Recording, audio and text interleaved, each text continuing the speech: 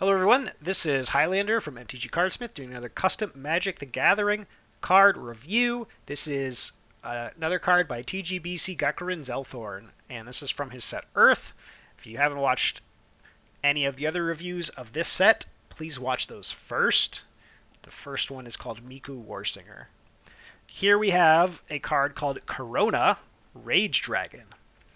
Now, if this is from Earth, I'm not familiar with dragons on Earth, but I guess anything goes. Um,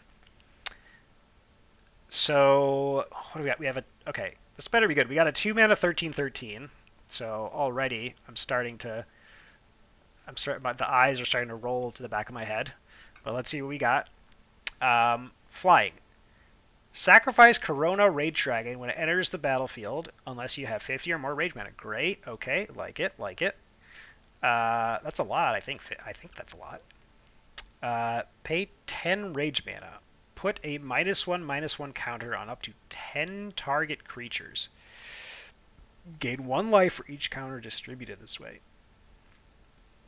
Okay, excuse me. When Corona leaves the battlefield, gain 20 life. If he is your commander, you cannot play Corona for the rest of the game. Life gain this way reverses commander damage. Okay. Okay, so what to say about Corona? So we kind of finally know what Rage Mana is, which it seems to just be sort of an arbitrary resource, kind of like energy. Um, and this is a Rage creature. So I'm still not quite sure why this Rage super type needs to be there. Um, that's not clear to me. But so far, its Rage appears to be kind of a little bit like energy. Um, you need to have 50 or more Rage Mana to play this guy. I mean, so far from what I've seen, it doesn't seem like Rage Mana is particularly easy to get to. So like, uh, 50 is a lot. Um, so I guess the 2 mana doesn't really. I guess the 2 mana 13/13 thing. It's hard. It's really hard to evaluate like without. This is like one of those things that needs a lot of playtesting, right? Is like, you know, is 50 Rage Mana like, is that a lot? Is that a little? Uh, you know, is it cool making this guy cost 2 and 50 Rage Mana? Is this guy uncastable because 50 is a really high number? Like, I don't know. I don't know. It's hard to tell. And then same thing. We could so 10. We could pay 10 Rage Mana, put a -1/-1 counter on up to 10 target creatures.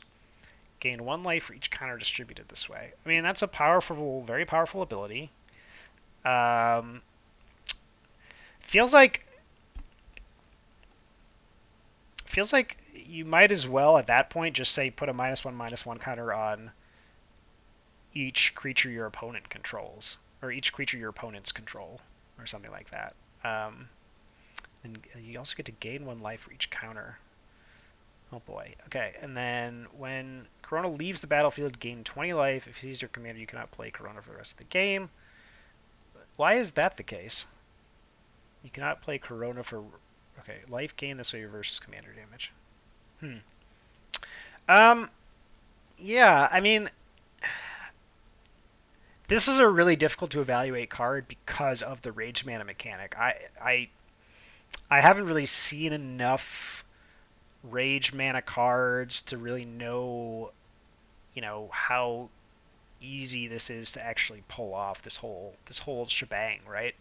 Like, is this like an Emrakul where it's like you'll almost never cast it, or what? But also worth noting that you can actually play this. It enters the battlefield. Sacrifice if trigger goes on the stack, and then you pay 10 Rage Mana and you put a bunch of counters on a bunch of things. And then you get 20 life. But then you can't play it again. I don't know. I don't know how I feel about that. This whole thing is a very complex card. I'm having trouble wrapping my mind around it. wrapping my mind around why this card does some of the things that it does. Um, you know, I I I I think it's probably worth toning down the complexity on this card. Um, and again, I mentioned this before, but you're once again you're not putting spaces between these abilities, which is the correct way to format a card. And the reason you're doing that is because you're running out of card space. Now, again, running out of card space is a uh, sort of that should be a red flag to you that your card is probably trying to do too much. And I think this card is trying to do too much. Um, for example, you could potentially just get rid of this entire last ability here. I really don't like there. There's a lot of complexity even in this last ability, right? I mean, think about this, right?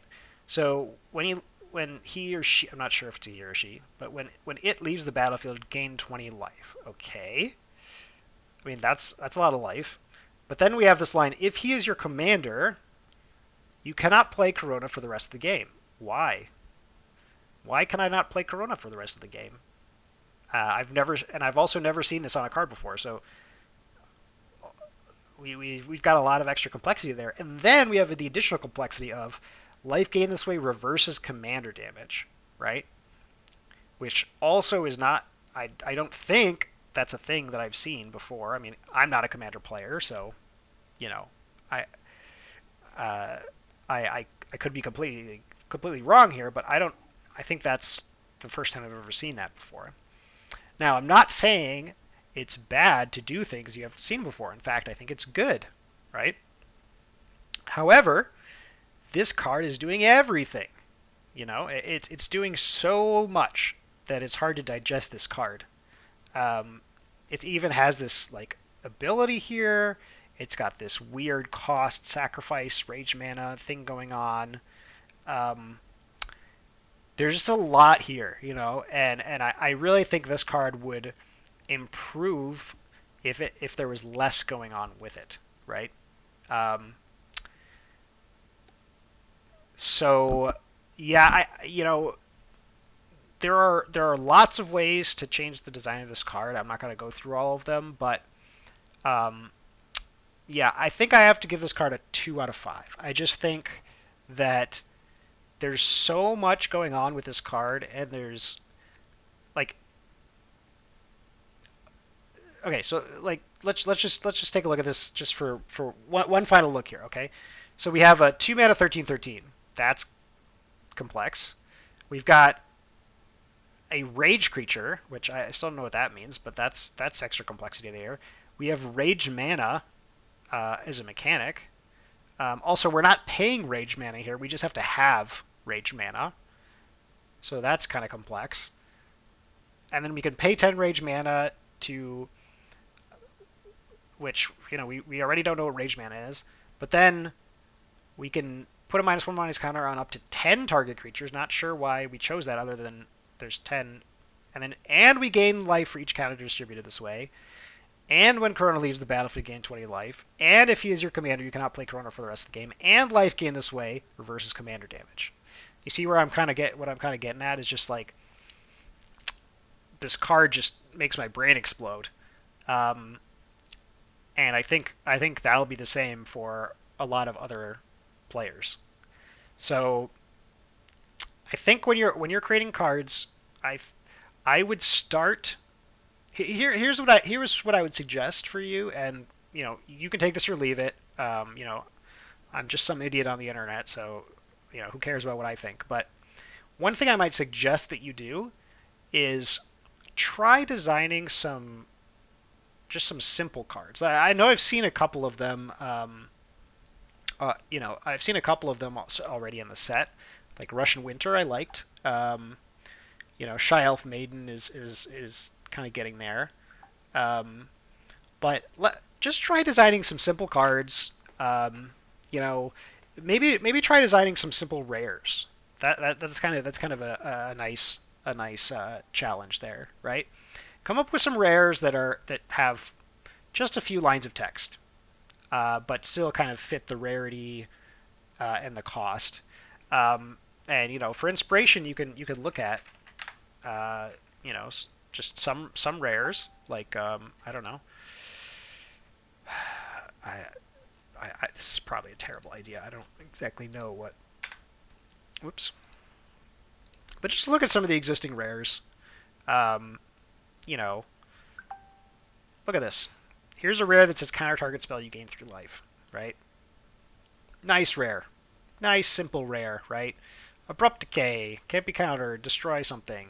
Nice simple rare, right? I mean, granted, like there's this, but this is also an old card. Look at this, Abyssal Persecutor. This is such a cool card, right? 4 mana for a 6/6 flying trample. You can't win the game, and your opponents can't lose the game. That's great, right?